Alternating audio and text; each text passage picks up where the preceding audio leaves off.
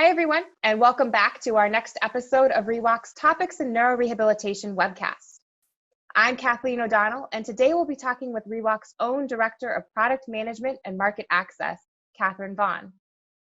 Kathryn is a physical therapist by training and has held roles in a variety of functions within the ReWalk organization, including clinical training, sales, product management, and market access.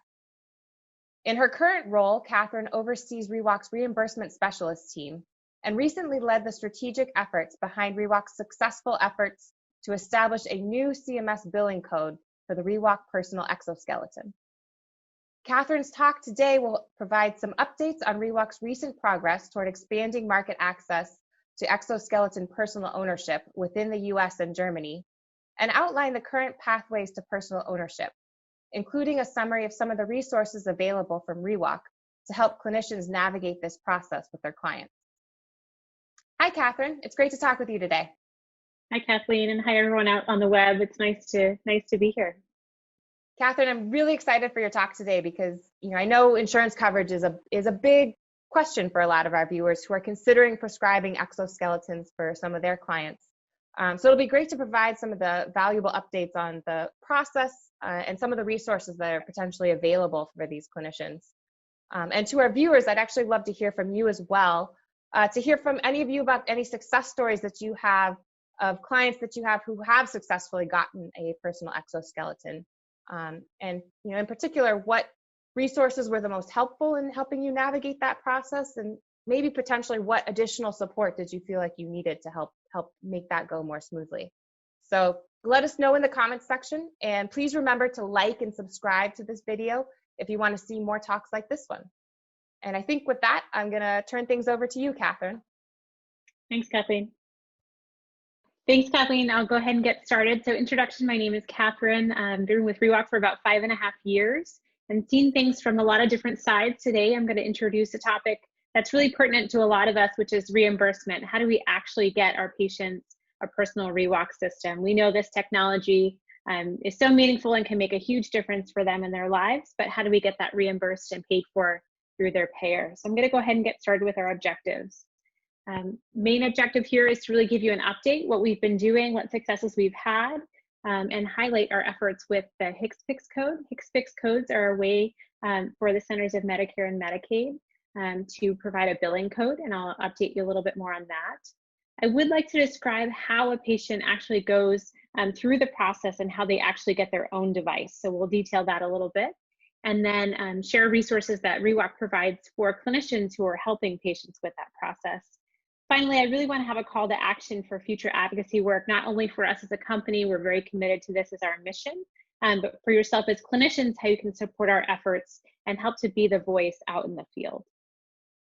So let's go ahead and get started. Just a snapshot of where we are today. The VA has covered this technology and does have a coverage policy since December of 2015, and that was expanded in 2018 to actually include more clinical sites. So veterans that have challenges as far as geography, they live farther from a distance from a center, can actually train closer to home. So that's a very positive thing for veterans, and it's very encouraging. Veterans have access to this technology, and typically it's first through a rental and then would be a finalized purchase for them once they prove eligibility.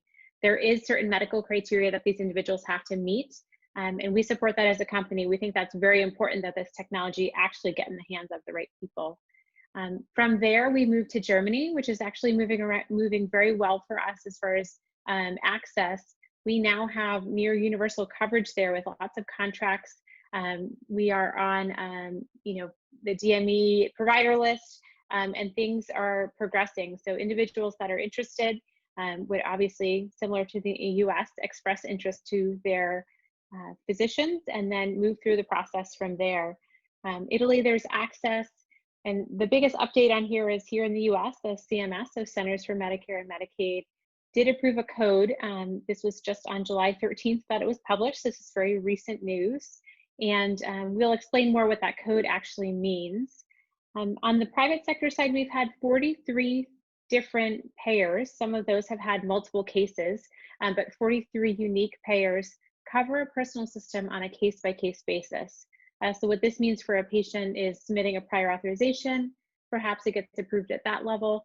It may need to go through some appeals, and we've been supporting patients through that, but we have been successful with 43 different payers, which is very encouraging. External appeals that we've had, they used very strong language, which is very supportive of the technology, stating that it is medically necessary, it is not experimental or investigational. And just a caveat, this is not with every case. There are obviously cases that do get denied. Otherwise, more patients would have access and we wouldn't be having this presentation. But we have seen those positive comments, and those can help us fighting future cases.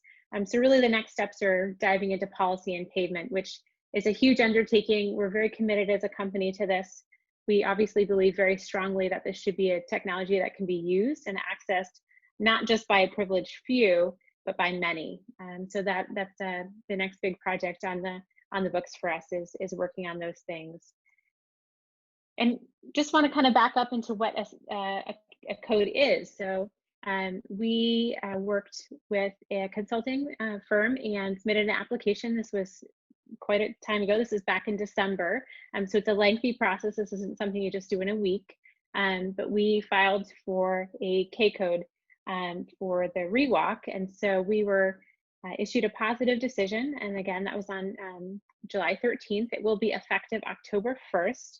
The code's description language is a bilateral hip, knee, ankle device. It's powered, includes a pelvic component, single or double uprights, and they're referring to the legs, knee joints with or without ankles, and it would include all components. So this is a comprehensive code. If you, we're writing a code for a walker, very similar. Now we have a code for an exoskeleton. Just one thing to remind the audience that, unfortunately, a code doesn't necessarily establish coverage. There's certainly a lot of work that still needs to be done as far as advocacy, meeting with CMS, working through private payers to actually get this to be a covered item under their plans. But what it allows us is through the claims and billing to actually have a unique identifier. So up to this point, we've been using a miscellaneous code, which creates a whole gamut of challenges when you're requesting this device for someone. So this is a very exciting step for us. It's definitely a small step forward, but we've made a lot of progress to get here. So that's very exciting. So let's say you do have a patient and they are interested in the ReWalk. You think they're a good candidate. You've reviewed the FDA inclusion criteria. The first step would be a referral from a healthcare provider. That could be a physical therapist. That could be a physician. That could be a psychologist. Basically, anyone who identifies that they have a physical need. The first step internally is to have a phone screening with one of our ReWalk clinical specialists or a business development manager. And our goal, as I stated previously, is that this technology get in the hands of the right people. So we need to make sure they meet those FDA criteria, that they are motivated, they have a companion. There's a list of qualifying factors. So that's the first step with ReWalk.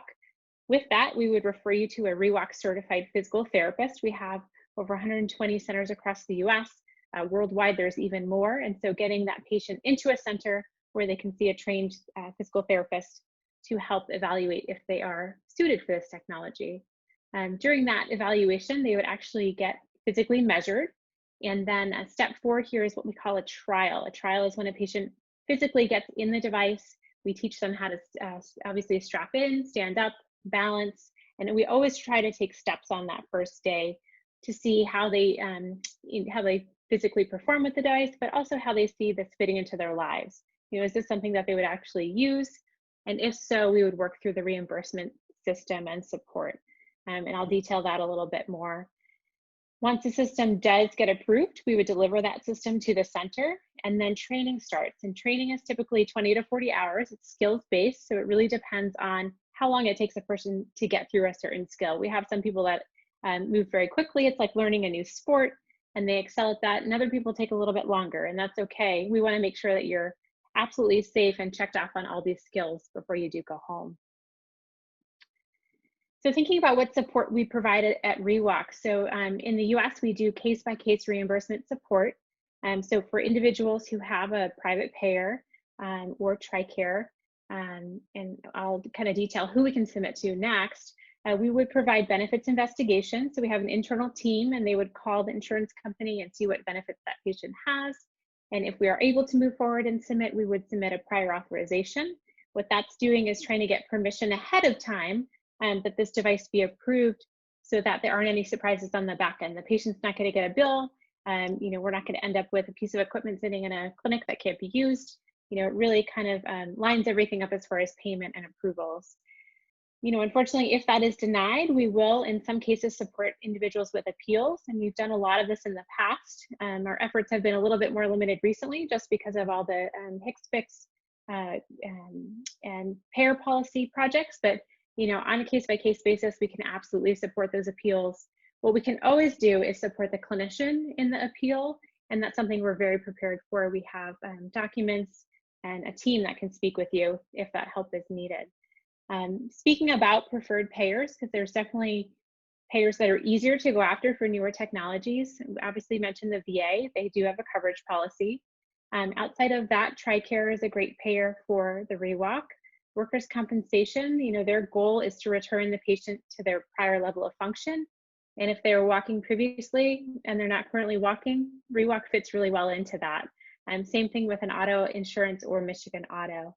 Outside of that, we can submit to most third-party payers, so your Aetnas, your Blue Shields, all of those, as long as it's not a straight Medicaid or Medicare plan. And hopefully that will be changing soon, but that's currently our limitation with coverage at this point.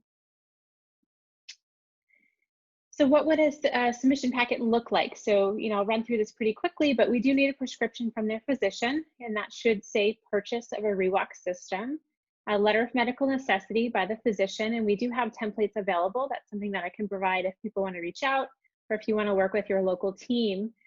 It is very great to have an actual physical therapy assessment, so how they performed on that trial, detailing how they did with their independence getting it on, balancing, walking, some really great notes about their session. So some complementary documents that are really helpful are physical therapy treatment notes. So anything outside of your ReWalk trial session that would support exoskeleton walking. Also, more detailed notes of how far they walked during their trial, etc. And then a photo in the system. It's always helpful, I think, for insurances to physically see their patients. They're trying to stay a step removed, but it's really pertinent for them to see that smile, that big hug. A lot of these individuals haven't hugged a loved one in a standing position in a long time. It may have been years, it may have been never if they met their spouse after having their injury. So I think that's really, really meaningful. And then any sort of patient testimonial, if they're able to, write why this is important to them and how it fits into their goals. Again, it's not required, but I think it's really helpful to build a strong clinical case for that individual. As a company, I mentioned we're very committed to transforming the standard of care for individuals with paraplegic, spinal cord injury. And with your help, we can definitely make more progress. We've been working on this for many, many years, and your help has definitely been, pushing things forward. But just some ideas from my side. So, advocating for your patients, while it may seem like they might not have a great chance of getting this approved, what it does show when we submit cases to payers is that there is a desire, a need, and that clinicians support that standard of care should be standing and walking. It is no longer okay for an individual to just be relegated to sitting in a wheelchair. So the act of even submitting, even if it doesn't go through the full appeals process, shows there's desire, need, and that clinicians support that. At the same time, if you are active with the APTA, we've interacted with them in the past, and they do have a consensus statement on advanced technologies. And at that point, they were not willing to write ReWalk or Powered Exoskeletons into that statement. So I think they need to hear from clinicians. They need to know that this is something that you believe in, that you've tested, that it's battle tested, it works for your patients, they're getting great results. So a call to action there, potentially some advocacy work with the APTA. And regardless if there's an immediate need or pathway for powered exoskeletons, I think bringing this up with your patients is really important. So if they are able to maintain their health, they are potentially a candidate for years to come when payment and coverage does happen. If they aren't kind of introduced to this idea and that carrot isn't dangled, perhaps they're less motivated to do their standing or their independent home exercise program. And, let's say a year or two down the line, this is something that's covered. Unfortunately, they wouldn't be a candidate because they wouldn't have maintained their health. So really, a call to action in a lot of ways here is for your help as clinicians to really help this become standard of care talk about it like it's a normal thing. We've all prescribed braces for walking. This is 2 powered braces, which is going to get you a lot further faster. And with it, there's a lot of positive health benefits. So just a plug for advocating for your patients and for the advanced technologies. Welcome to any questions that you have, and I look forward to our interaction. Thanks, Kathryn, for all of the really exciting updates and insights kind of behind the scenes at ReWalk. It's really great to see all the work that you're doing to help forge a pathway forward and help more of our clients with spinal cord injuries to be able to access these exoskeleton technologies. And I know our viewers will have a lot of follow-up questions. So I wanted to try to dig in a little bit deeper, but to our viewers, please feel free to add your questions to the comment section below, and we'll try to take care of those as well. But my first question, you mentioned in your slides that the veterans in the US are already covered under a policy with the VA, which has been in place since 2015. I was wondering if you could comment a little bit more on what that pathway looks like to personal ownership for US veterans. Absolutely, that's a great question, Kathleen. So it's a pretty detailed SOP. It actually can be found online, or I'm happy to send the link to anyone if they have a very specific question. But the first set is a set of medical criteria that they would meet.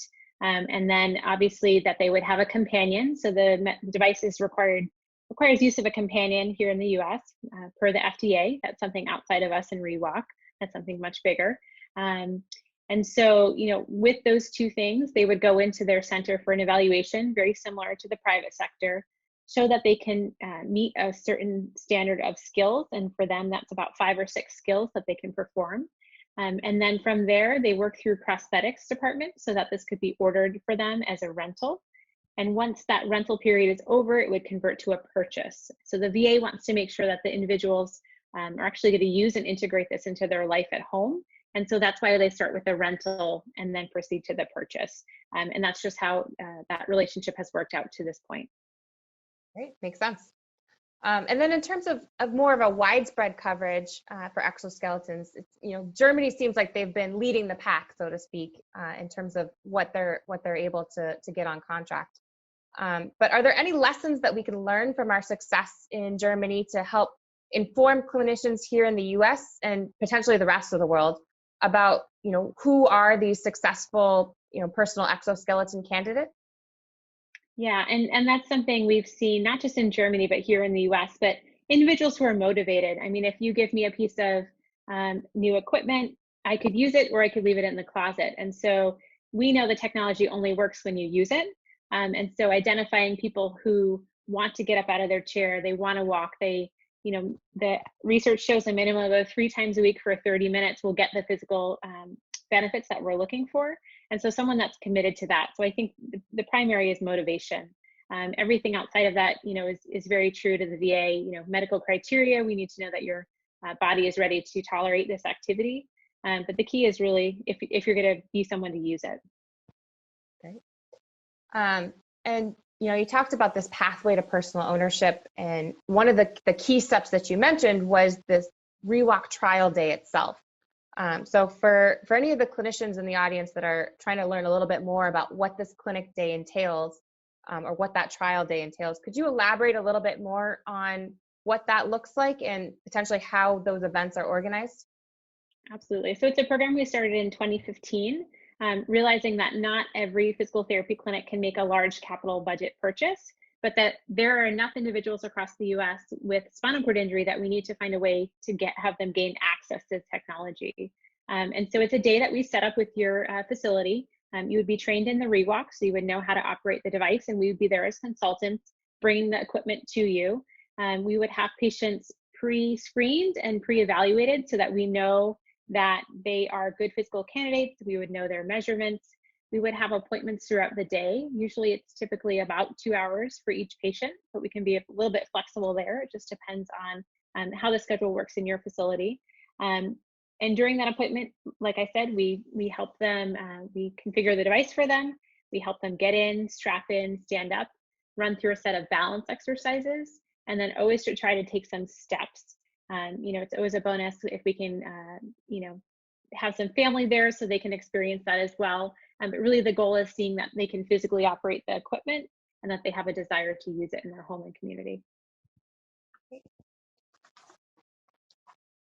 And lastly, you mentioned that you mentioned a number of resources that ReWalk has available to help support clinicians who are interested in prescribing personal exoskeletons for their clients and perhaps help navigate through that process. What's the best way for clinicians to reach out to either you or their local ReWalk representative for help with obtaining these resources or potentially help with navigating the submission process?